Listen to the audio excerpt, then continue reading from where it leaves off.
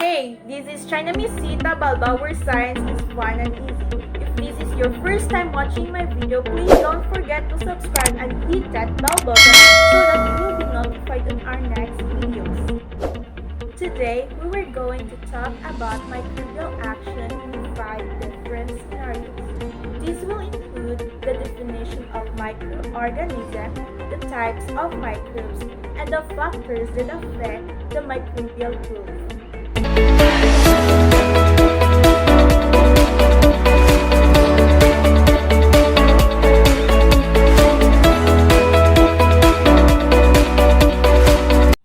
Microorganism. These are some living organisms that cannot be seen in our naked eye and can only be visible with the help of microscope. So this microscopic organism is commonly known as microorganisms or microbes that are found all around us and even in our body.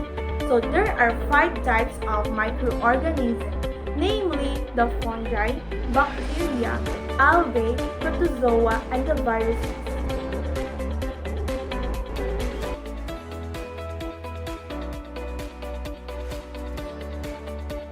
The growth of microorganisms in food products can be affected by extrinsic and intrinsic factors.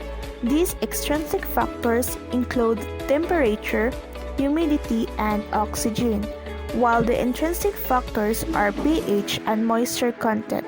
Once the food is spoiled, this chemical, physical appearance has been changed, which cannot be eaten and has to be thrown away.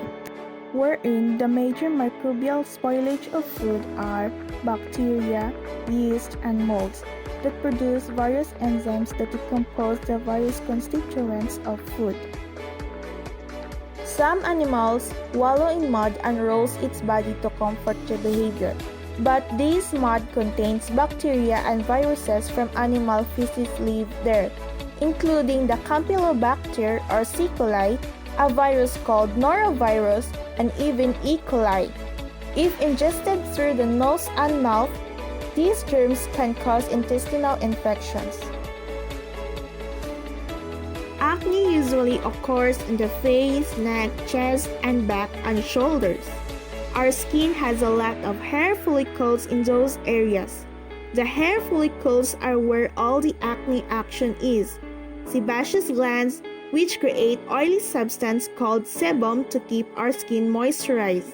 So, how do microorganisms fit into the skin inflammation story? A bacteria by the name of Propionibacterium acnes or P. acnes lives at the base of the hair, wherein the oversupply of sebum results in an oversupply of P. acnes.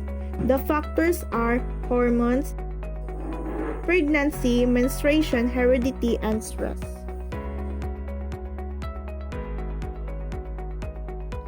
Did you know that using some laundry detergent contained phosphate that would lead the growth of algae? This microorganism produces visible green algae is actually a type of harmful bacteria called cyanobacteria, and this would also appear in the side home.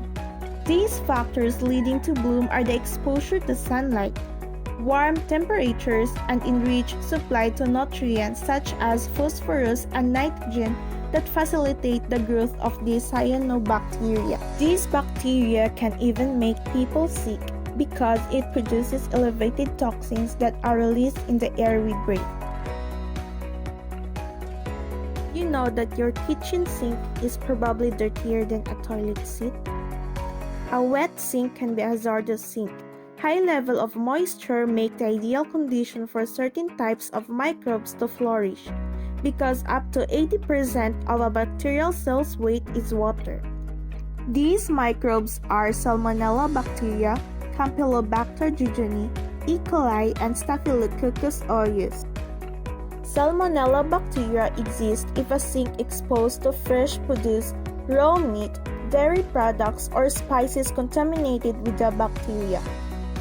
Campylobacter jejuni sinks that are exposed to unchlorinated water, vegetables, raw milk, or raw animal food sources that contain the bacterial cells. E. coli produces from the contaminated water and foods, and Staphylococcus aureus, wherein a sink may harbor the bacteria if it's exposed to foods that require refrigeration that are warm, like deli type of salad. That's end our topic for today. I hope that you learned a lot from our video about microbial action. See you in my next video, guys.